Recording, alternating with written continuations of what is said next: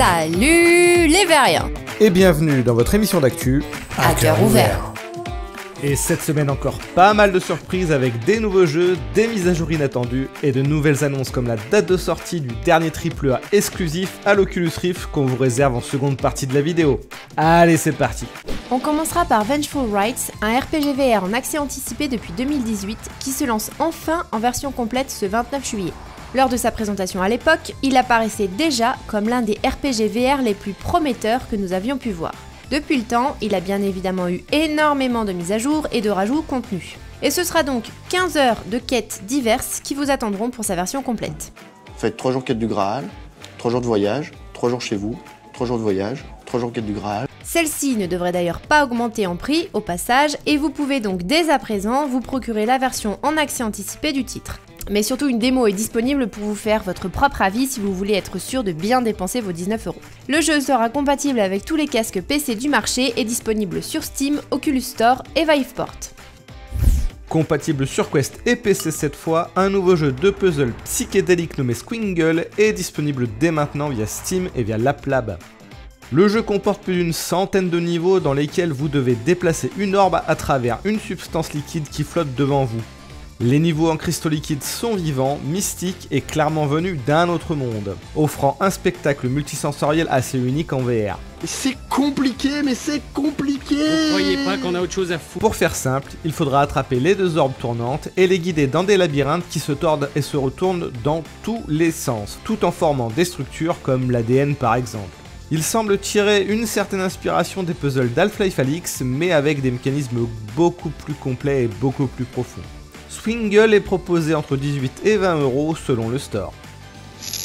On continuera de façon artistique puisque Brushwork VR permet aux utilisateurs de simuler la peinture sur une toile en VR avec n'importe quel casque prenant en charge les expériences des navigateurs compatibles VR. Il faudra par exemple simplement se rendre sur brushworkvr.com avec votre Quest pour profiter gratuitement de l'application qui offre une bonne dose de personnalisation et d'options. Vous avez le choix entre plusieurs tailles de toiles et de pinceaux dont le mouvement semble assez naturel. Ajouter une nouvelle couche de peinture par-dessus d'autres vous permet de mélanger les couleurs, le tout offrant une sensation assez proche du réel. Votre œuvre d'art pourra bien évidemment être sauvegardée et continuer plus tard, et vous pourrez même la partager avec des amis. Et on parlera d'une œuvre d'art un poil moins artistique puisque les développeurs de Serento ont partagé deux nouvelles images de leur prochain jeu VR Hellsweeper, dont la sortie est prévue pour le troisième trimestre de 2022.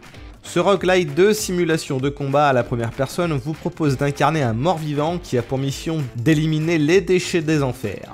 Au bûcher! Au bûcher! Chaque partie sera donc différente avec des armes variées et la possibilité d'obtenir des pouvoirs spéciaux à travers différentes dimensions. Les joueurs pourront donc choisir entre le combat magique ou physique et les meilleurs d'entre vous pourront bien évidemment combiner les deux en même temps. Souquez les Artimus les amis! Furious Seas est sorti de l'Early Access et dorénavant disponible en version complète sur Steam et en promo pour 12 € jusqu'à demain. Furious Seas, avec ses critiques plutôt positives sur Steam, vous place aux commandes d'un navire pirate. Vous devrez, dans une campagne solo, effectuer des combats navals et affronter un casting énergique de méchants pirates avec les flottes dangereuses qu'ils commandent. Le titre propose également un mode survie, mais aussi un mode multijoueur en ligne et, bien que tout se passe en mer, il arrive en plus à vous éviter le mal de mer, même en jouant assis. Pas mal. Le PDG de Facebook, Mark Zuckerberg, a annoncé que la prochaine mise à jour V31 pour Oculus Quest facilitera les parties multijoueurs en envoyant des invitations pop-up à des amis, mais surtout elle donnera aux développeurs l'accès à l'API Pass-Through expérimentale pour créer et tester des expériences de réalité mixte.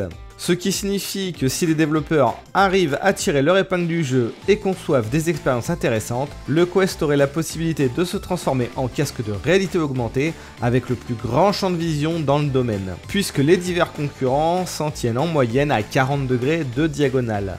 On pensera ce qu'on voudra de la firme Facebook, mais force est de constater qu'elle met quand même le paquet.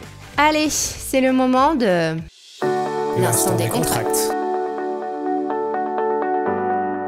On vous en parlait la semaine dernière et j'ai pu mettre la main sur le jeu Kayak Mirage en allant jeter un œil sur leur Discord. Et c'est vraiment super beau avec la petite musique qui va bien. Bon, certains rochers de près mériteraient encore plus de détails. Et pour l'instant, l'eau traverse le kayak. Mais sinon, waouh. Surtout que c'est bien plus facile à diriger qu'en vrai. Vivement qu'il rajoute des rapides et des remous et le jeu méritera clairement de se payer un Pro Saber de chez nos amis ProTube pour l'immersion. Qu'on vous laisse en lien dans la description de la vidéo si vous ne connaissez pas encore. Allez, actu suivante. Nombreux d'entre vous l'attendaient depuis longtemps, et bien ça y est, c'est fait. L'Oneco 2 sera disponible le 24 août au prix de 40 $. Ce sera a priori le dernier jeu exclusif PC développé par Facebook sur l'Oculus Store, qui pourra par contre bien évidemment se jouer en link avec le Quest ou encore avec un Pimax. L'Oneco premier du nom avait marqué les esprits en 2017 puisque c'était le plus gros jeu disponible lors de sa sortie. Depuis, il y a eu pas mal de gros titres et nous verrons donc si les développeurs ont été capables de réitérer leur exploit de l'époque. On rappellera également pour ceux qui souhaitent rattraper leur retard que l'Oneco sera disponible pour 10 € à peine jusqu'à la sortie du 2. S'il souffre de quelques répétitions de mécanique de jeu générale, il n'a visuellement en tout cas pas grand chose à envier à la concurrence et reste toujours très propre et bien fini dans l'ensemble. Attention cependant, sa mécanique de jeu en zéro gravité peut avoir quelques tendances à vous filer la nausée. Cela étant, faisant partie de la team fragile, j'ai quand même été capable de le finir en complet. Pas forcément gentil avec la team fragile, Fract se veut une expérience rapide à laquelle les utilisateurs peuvent jouer dans le confort de leur fauteuil.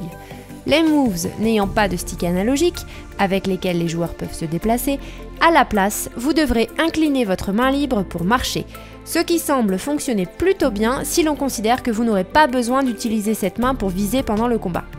Elle servira également à s'agripper, à escalader et à se mettre à couvert face aux tirs ennemis.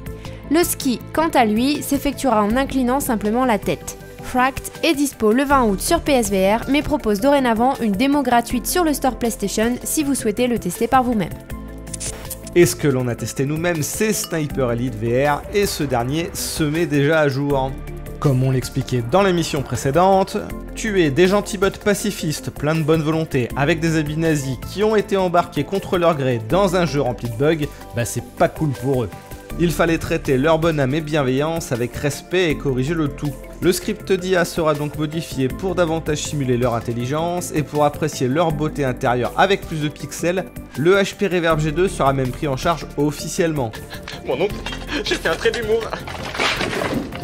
Enfin, afin de favoriser l'écoute de leur voix douce et suave dans un contexte historique, il y a même eu des améliorations audio.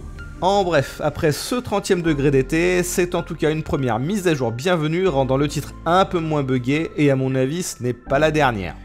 Une mise à jour que l'on n'attendait pas du tout par contre, c'est celle de Superhot VR et dans la lignée de l'autocensure orwellienne du moment, les développeurs se sont donc excusés d'avoir tant tardé à supprimer les scènes faisant référence à Matrix et Animatrix, où le joueur devait se faire mal à lui-même virtuellement ou se suicider virtuellement pour découvrir ce qui semblait être une nouvelle couche de réalité ou peut-être même le monde réel. D'après l'équipe de développement, les joueurs méritent mieux que cela. Mais c'est pas possible d'entendre des conneries pareilles! Il existait pourtant, dans la mise à jour précédente, un bouton permettant déjà d'éviter de faire ces scènes considérées comme choquantes. Mais force est de constater que ce n'était pas suffisant. Ce qui n'était pas suffisant non plus, c'est le nombre de virtual novels en VR. Une bande-annonce vient d'être diffusée sur la chaîne YouTube du développeur de Tokyo Chronos pour présenter son prochain roman visuel en VR nommé Dyschronia Chronos Alternate. Le trailer ne nous apprend pas grand chose excepté que le jeu se déroule bien dans l'univers de Chronos. Les deux précédents titres étant sortis sur Oculus Quest, PSVR et PC, on peut assez facilement penser qu'il en sera de même pour cette suite. Dyschronia Chronos Alternate est prévu en tout cas pour 2022, ce qui pourrait également le rendre compatible avec le PSVR 2 de la PS5. Allez, il est l'heure de la question. Comme chaque semaine, on retient une question dans les commentaires pour l'émission suivante, et c'est NASA Exploration qui demande « Que pensez-vous du casque français Lynx ?» Alors, on ne l'a pas testé. De là, il est difficile de conclure quoi que ce soit. Mais sur le papier, il est en dessous du Quest 2 sur tout un tas d'éléments, alors que celui-ci risque aussi de pouvoir faire de la réalité augmentée bientôt. Si le Lynx veut vraiment toucher le grand public, au-delà du prix réduit, il faudra surtout un paquet de contenu qui donne envie, à la manière d'un Mario Kart AR par exemple. Et voilà, c'est la fin de cette récap. Comme d'hab, si ça vous a plu, n'oubliez pas un pouce bleu et un petit commentaire. Et on vous dit à la semaine prochaine. Ciao, ciao!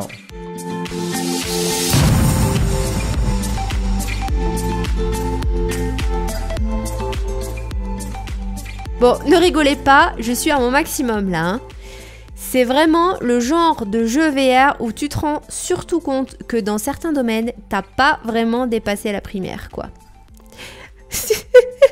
Bon, c'est pas si pire, non? Soyez sympa. Dans la région, on est surtout fort en pommes. Fort en pommes? Fort en pommes? Oui, fort en pommes. On est fort en pommes. Fort en pommes? Fort en pommes? Oui, on est fort en pommes.